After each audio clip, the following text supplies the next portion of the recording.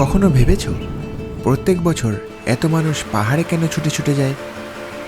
এত উচ্চতায় কোনো অক্সিজেন নেই, অক্সিজেনের এত অভাব, তাও কেন সবাই পাহাড়ে জীবনের অক্সিজেন খুঁজে পায়? জানো না তো? ওয়েট ওয়েট, আমিও জানি না। আমিও তোমাদের মতোই মনে এই প্রশ্ন নিয়েই বেরিয়ে পড়েছি। দেখা যাক এই প্রশ্নের উত্তর পাওয়া যায় কিনা।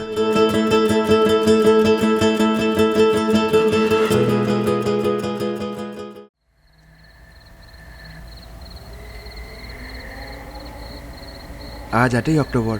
অনেক প্ল্যানের পরে আমাদের এই সিকিম রাইড সফল হচ্ছে।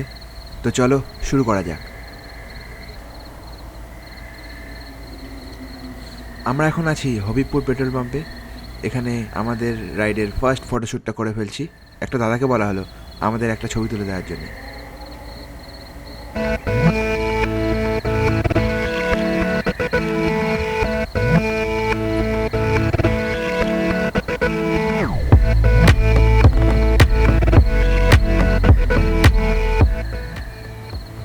অনেক বাধা বিপত্তি পেরিয়ে আমরা আমাদের সিকিম রাইড শুরু তো করে দিলাম, কিন্তু একদিন আগে পর্যন্ত পাহাড়ে অনেক বৃষ্টি হয়েছিল। এবার দেখা যাক কতদূর কি হয়। এখন আমরা ফুলিয়া ক্রস করছি, আর মনের মধ্যে একটা আলাদাই আবেগ কাজ করছে। সে আলাদাই এক ধরনের ফিলিংস কাজ করছে। তোমরা যারা রাইড করতে ভালোবাসো তারা হয়তো আমার এই ফিলিংসটা বুঝতে পারবে। কাল ছিল লক্ষ্মী পুজো, তাই জন্যে আকাশে পূর্ণিমার চাঁদ ঝলমল করছে। আমরা 5 জন, অর্থাৎ আমি, রাজ, দেবরাজ, রঞ্জন, রাজু এই রাইডে একসাথে থাকবো। এই পূর্ণিমার চাঁদের মৃদু আলোয় এই দৃশ্য কি সুন্দর যে লাগছে নিজের চোখে। বিশ্বাস করো, ভীষণ সুন্দর লাগছে। আর বারবার আমি একটা কথাই বলবো, প্রথমবার এত দূরে বাইক রাইডে যাচ্ছি, মানে আলাদা ধরনের একটা ফিলিংস কাজ করছে। এখন ঘড়িতে সময় ভোর 5টা 13। এখন আমরা ক্রস করছি কৃষ্ণনগর। বাহ, এখানে দেখো জল পেয়েছি আমরা। জল জল জল, বাহ বাহ বাহ।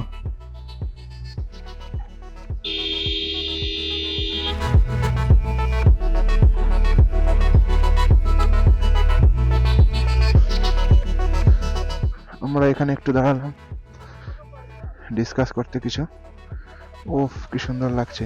হেভি হেভি হেভি, কি লাগছে মানে বিশ্বাস করো, মানে অবিশ্বাস্য ওয়েদার। আর এই বছরের প্রথম ফগ দেখছি। তোমরা জানো কদিন ধরে লাগাতার বৃষ্টি চলছে, আর আমরা যেদিনকে বেরোবো তার 2 দিন আগে থেকেই এত সুন্দর ওয়েদার হয়ে গেছে, কি বলবো। এরকম ওয়েদার আমরা আশা করিনি। বেতুয়াডাহুড়ি, এই ব্রিজটা পার করলেই বেতুয়াডাহুড়ি ফরেস্ট। বাদিকে এই তো শুরু হয়ে গেছে তো বেতুয়াডাহুড়ি ফরেস্ট।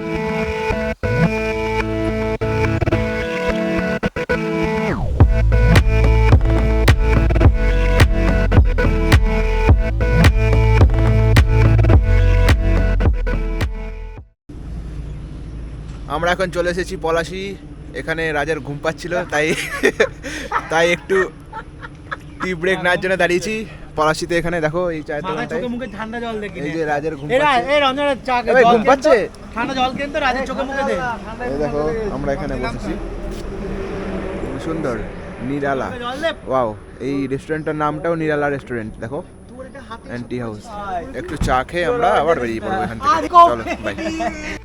আমরা এখন বহরমপুরে এন্টার করে গেছি।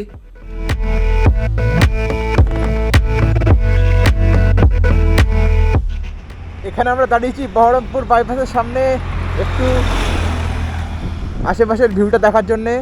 দেখো খুব সুন্দর।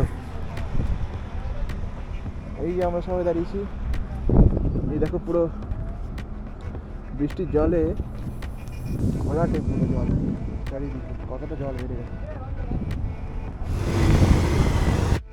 আমরা চলে এসেছি পাপ্পুদা ধাবাতে।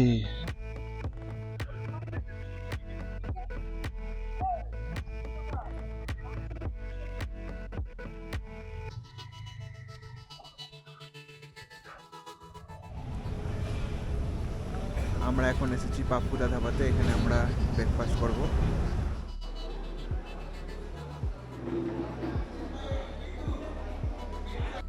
তো আমি 1 প্লেট তরকা আর 3টে রুটি অর্ডার করেছি। দেখা যাক খেয়ে কেমন টেস্ট।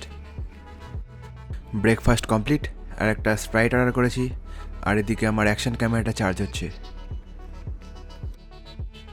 আমাদের ব্রেকফাস্ট কমপ্লিট। এবার আমরা এখান থেকে রিচার্জ হয়ে সামনের দিকে এগিয়ে যাব। আমরা আবার এরপরে দাঁড়াবো পারদেশি ধাবায় লাঞ্চ করতে।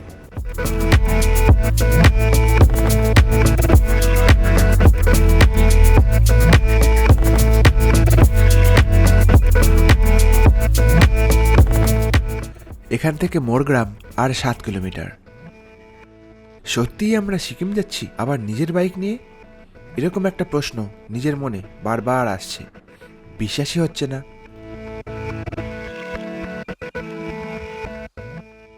ফারাক্কা এখান থেকে আর 46 কিলোমিটার।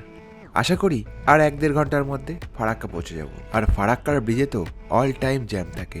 দেখা যাক এখন আমরা কিরকম জ্যাম পাই।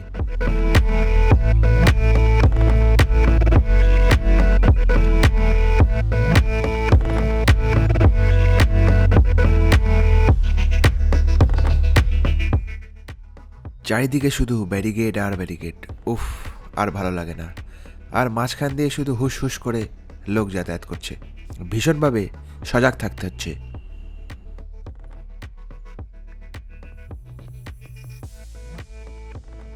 দেখো আবার ব্যারিকেড।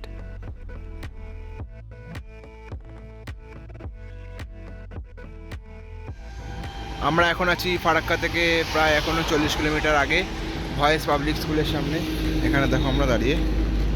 রাজের নাকি খুব ঘুম পাচ্ছে, তাই একটু দাঁড়িয়ে নিলাম, একটু হাঁটাচলা করে নিল ও। এবার আবার বেরোবো এখান থেকে, ডাইরেক্ট ফারাক্কা ক্রস করে আবার একটু দাঁড়াবো। ও ভাই, আমরা ফারাক্কাতে। দেখো একবার।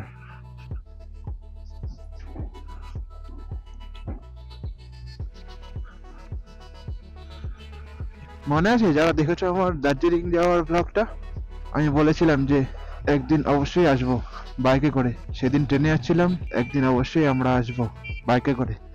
তো আজ সেই দিন পূর্ণ হলো, সেই স্বপ্ন।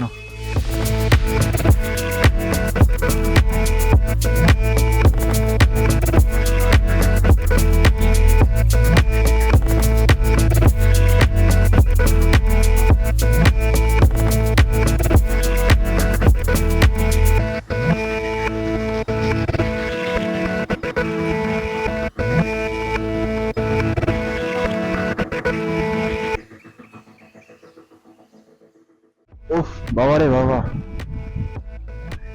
যা জ্যাম আর যা রাস্তা, কোনো কথা নেই।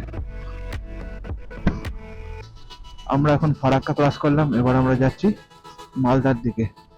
এই যে রাস্তা, তোমরা নিজের চোখে না দেখলে বুঝতে পারবে না কি অবস্থা।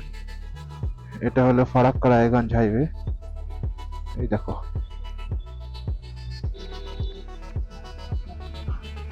আমরা যাব হচ্ছে ভিআইপি লাইন দিয়ে, আমাদের কোনো টোল লাগবে না।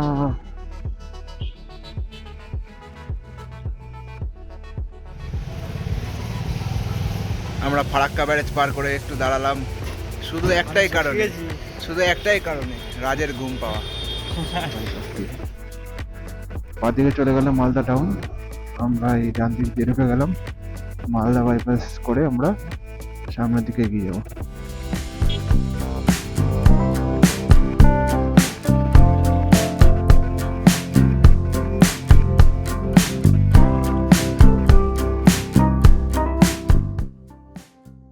আর প্রায় 5 কিলোমিটার পরেই রয়েছে পারদেশি ধাবা।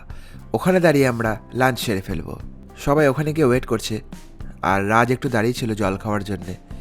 আর আমি টেল করছি, তাই ওকে নিয়ে একবারে পারদেশি ধাবায় দেখা হচ্ছে। চলো।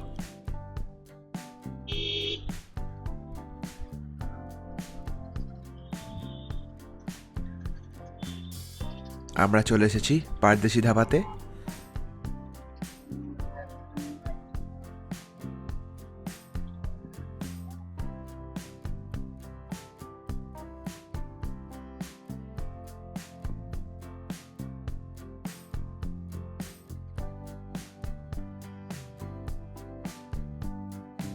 এখানে আমরা সবাই একটা করে ভেজ থালি অর্ডার করলাম, আর তার সাথে ওরা আলাদা করে অর্ডার করেছিল মাছের একটা আইটেম। ডাল ভাজা, স্যালাড, পনির, মিষ্টি, চাটনি, দই, সব কিছু। ভাতটা ভালো বল। কেমন লাগে খেতে? দারুন। আপনার ঘেটি বেঁকিয়ে দেবো মনে। এটা ঘেঁটি বেঁকেই খাচ্ছে, এরা বেঁকাতে হবে না। লাঞ্চ সেরেই বেরিয়ে পড়লাম। ওখানে আর দাঁড়ানো গেল না বেশিক্ষণ। দুপুরে লাঞ্চ সেরে ভেবেছিলাম 10-15 মিনিট রেস্ট করব, কিন্তু ওই জায়গাটার ওয়েদার একটু মেঘলা হয়ে গেল আর ফোঁটা ফোঁটা বৃষ্টি পড়াও শুরু করলো। তাই ভাবলাম যে এগিয়েই যাই, একটু আগে গিয়ে রেস্ট নেওয়া যাবে এখনই, বিকেল বিকেল হলে। এখানে একটু ফাঁকা এবং পরিষ্কার জায়গা দেখে আমরা দাঁড়িয়ে পড়েছি। 10-15 মিনিট রেস্ট করে আবার এগোবো। দেখে নাও এখানকার নাজারা কিছু এরকম। আমি এদিকে শুয়ে, রাজ ওদিকে শুয়ে, রাজু বসে। এখান থেকে ডালখোলা 50 কিলোমিটার আর শিলিগুড়ি 180 কিলোমিটার।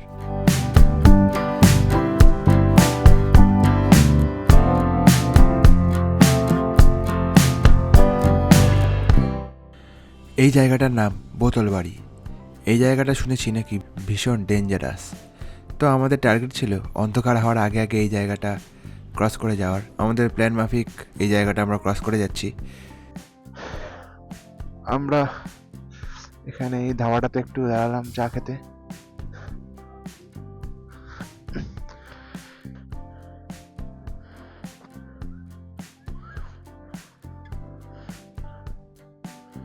এখানে শুয়ে শুয়ে আমরা সূর্যাস্ত দেখছি আর চিল করছি, চিল।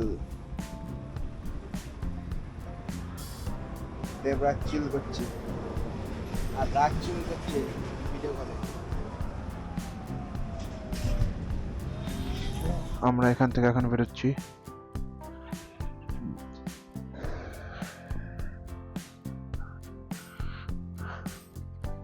সূর্য এখন আমাদের টাটা বাই বাই করে অস্ত চলে গেছে আর আকাশে ছেড়ে গেছে গোলাপি আভা। সেই বেরিয়েছিলাম ভোরবেলায় সকালে আলো হওয়ার আগে, আর এখন আবার অন্ধকার নেমে আসছে। সারা দিন বাইক চালিয়ে খুব ভালো লাগছে বলবো না, ভালোই লাগছে। আমরা এতক্ষণে পৌঁছালাম ডালখোলা। এখান থেকে আমরা ডান দিকের রাস্তাটা নেব, সোজা গেলে শিলিগুড়ি। এখান থেকে কৃষাণগঞ্জ 27 কিলোমিটার আর বাগডোগরা 117 কিলোমিটার। ভালোই অন্ধকার হয়ে গেছে, তাই আমরা আমাদের বাইকের ফগলাইটগুলো জ্বালিয়ে নিয়েছি। শিলিগুড়ি এখনও 117 কিলোমিটার। আমরা এতক্ষণে প্রায় 10 কিলোমিটার চলে এসেছি। ওয়াহ, বাম্পার!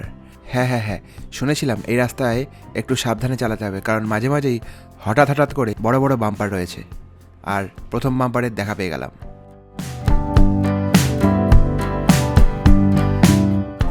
এই যে বাঁদিকে দেখো কৃষাণগঞ্জ স্টেশন, আর আমরা এই ফ্লাইওভার ধারে সোজা চলে যাবো শিলিগুড়ির দিকে। ও আর হ্যাঁ, শিলিগুড়ি আর মাত্র 100 কিলোমিটার।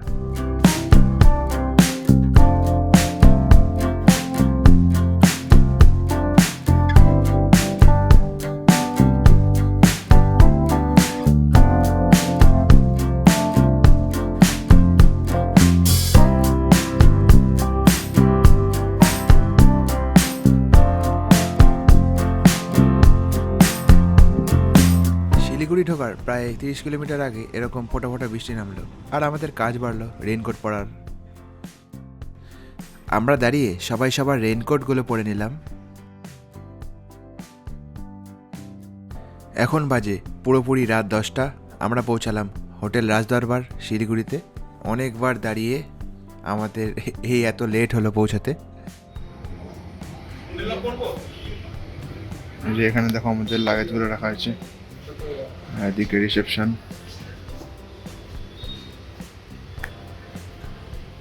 কোথায় গেল আবার? আর ভালো লাগছে না ভাই, খাবো কখন? বেশি জল খাই। ওই যে ওই দুটো লাগে, এই দুটো লাগে। আমরা খাই বলে তুই এরকম করিস কেন ভাই? আমি জল খাই না। তুই খাস না ভাই, আমি আর বিশ্বত খাই, তুই এরকম করিস কেন? এখন বাজে রাত 11:16। রেস্টুরেন্ট ক্লোজ হয়ে গেছে, তাই আমাদের এখানে খেতে পারবো না। অর্ডার করলাম, ঘরে খাবার চলে যাবে। আমার আর রাজুর বাটার পনির চলে এসেছে। আমরা সবাই ভীষণ ক্ষুধার্ত হয়ে পড়েছি। খাবার পেয়ে সবাই হামলে পড়েছে একেবারে। সবই দেখানো হলো, কিন্তু রুমটা দেখানো হয়নি তোমাদের। এই দেখো, রাজ ঘুমিয়ে পড়েছে, ওদিকে বাথরুম আর এইদিকে রয়েছে এসি। দাঁড়াও দেখাচ্ছি, এই যে এসি। তো চলো আজকের মতো এইটুকুই। আমরা এখন শুয়ে পড়ি, তারপর কাল আবার আমরা বেরোবো গ্যাংটকের উদ্দেশ্যে। তো চলো, গুড নাইট, দেখা হচ্ছে কাল।